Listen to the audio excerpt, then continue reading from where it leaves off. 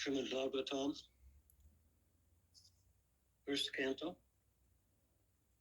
chapter 3, entitled Krishna is the source of all incarnations, and we're on text 5.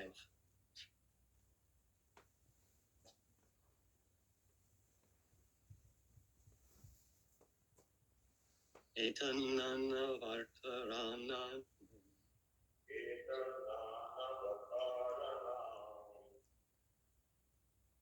nidhānaṁ bījam avyayam yasyāṁśāṁśena sṛjyante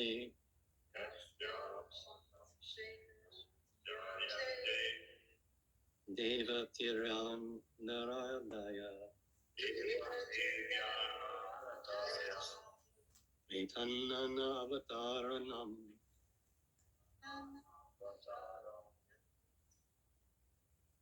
nidhānaṁ avyayam yasyāṁśāṁśena sṛjyante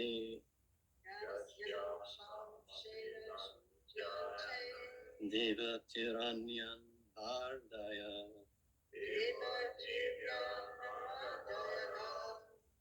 etan nānā-avatārāṇāṁ nidhānam bījam avyayam yasyāṁśāṁśena sṛjyante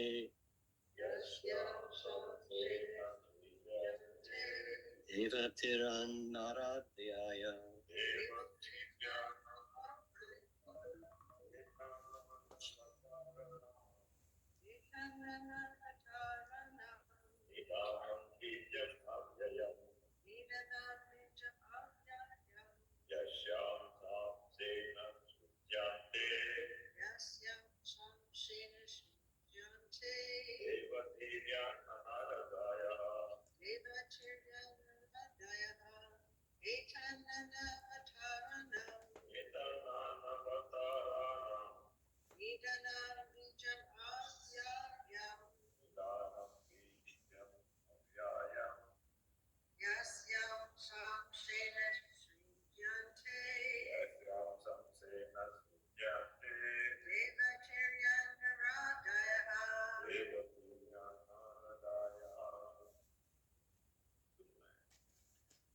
Okay, anyone in Zoom like to chant?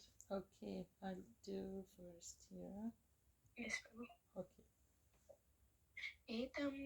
etan nānāvatārāṇāṁ nidhānaṁ bījam avyayam yasyāṁśāṁśena sṛjyante deva-tiryaṅ-narādayaḥ Etan nānāvatārāṇāṁ nidhānam bījam avyayam yasyāṁśāṁśena sṛjyante deva-tiryaṅ-narādayaḥ. Hare Krishna. Anybody else? Oh. Etat. This form. Nana. Multifarious. Avatārāṇām. Of the incarnations. Nidhānaṁ. Source. Bījam. Seed. Avyayam. Indestructible. Yasya. Whose. Aṁśa. Plenary portion.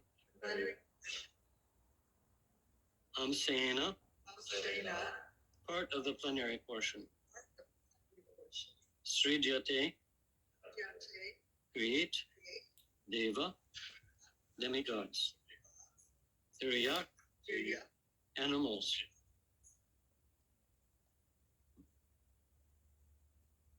nara-ādayaḥ.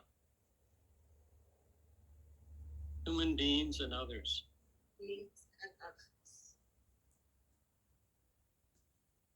Translation.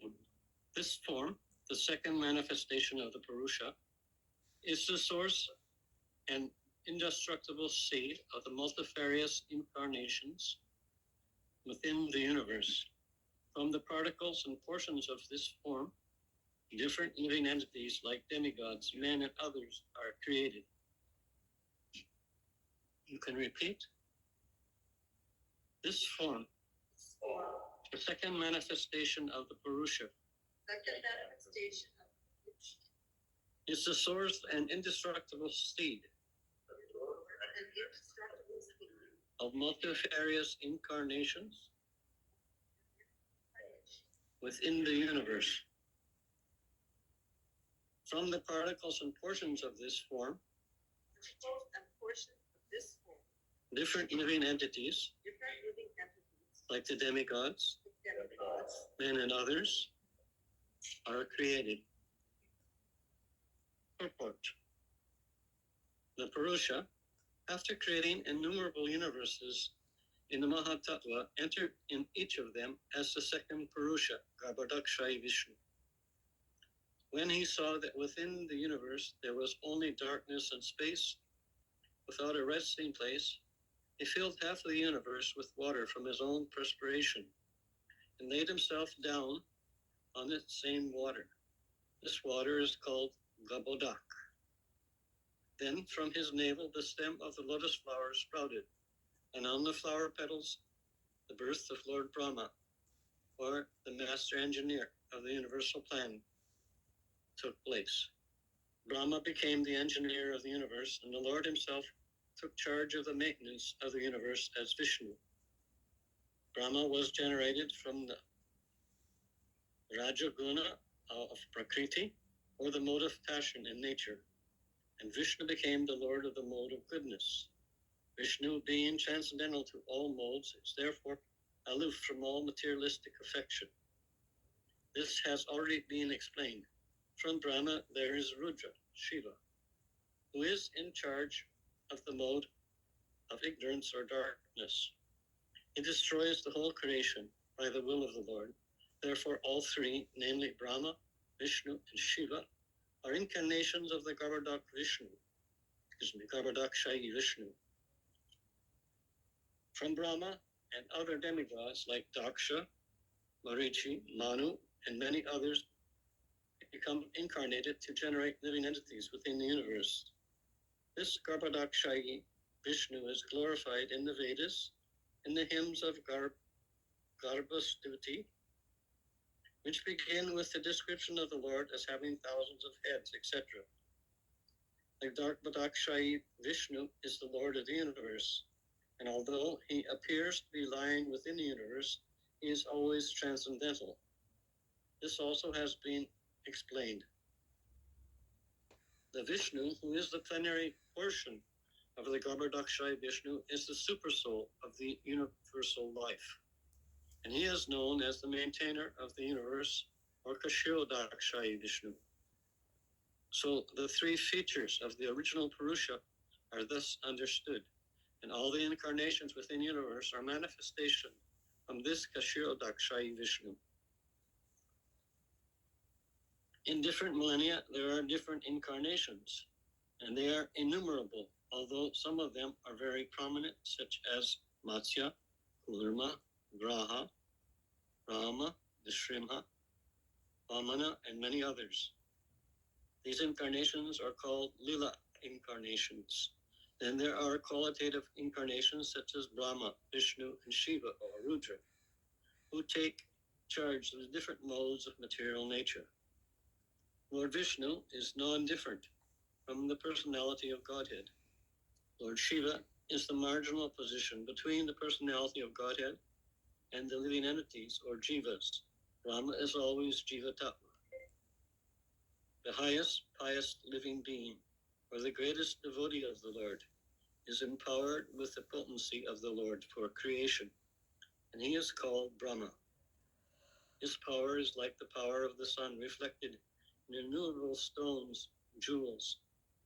When there is no such living being to take charge of the post of Brahma, Lord himself becomes a Brahma and takes charge of the post. Lord Shiva is not an ordinary living being.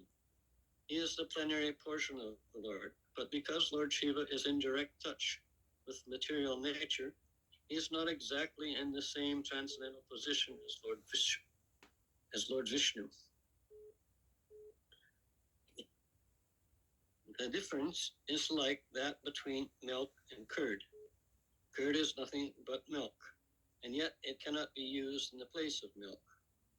The next incarnations are the Manus, within 1 day's duration of the life of Brahma, which is calculated by our solar year as 4,300,000 times 1,000 years. There are 14 Manus. Therefore, there are 420 Manus in 1 month of Brahma and 5,040 Manus in 1 year of Brahma. Brahma lives for 100 years of his age, and therefore there are 5,040 times 100, or 504,000 Manus in the duration of Brahma's life. There are innumerable universes with one Brahma in each of them, and all of them are created and annihilated during the breathing time of the puruṣa. Therefore, one can simply imagine how many millions of Manus there are during one breath of the puruṣa. The Manus who are prominent within this universe are as follows: Yajna as Swayambhuva Manu, Vibhu as Swarochita Manu, Satyasena as Uttama Manu, Hari as Tamasa Manu, Vaikunta as Raivata Manu, Ajita as Chakshusha Manu, Vamana as Vivaswata Manu. The present age is under the Vivaswata Manu. Sarvabhauma as Sarvani Manu, Rishab as Daksha Sarvani Manu, Vikshrakshena as Brahma Swarani Manu, Dharma Setu as Dharma Sarvani Manu, Sudharma as Ruja Sarvani Manu, Yogeshwara as Deva Sarvani Manu, and Brihad Banu as Indra Sarvani Manu. These are the names of one set of 14 Manus covering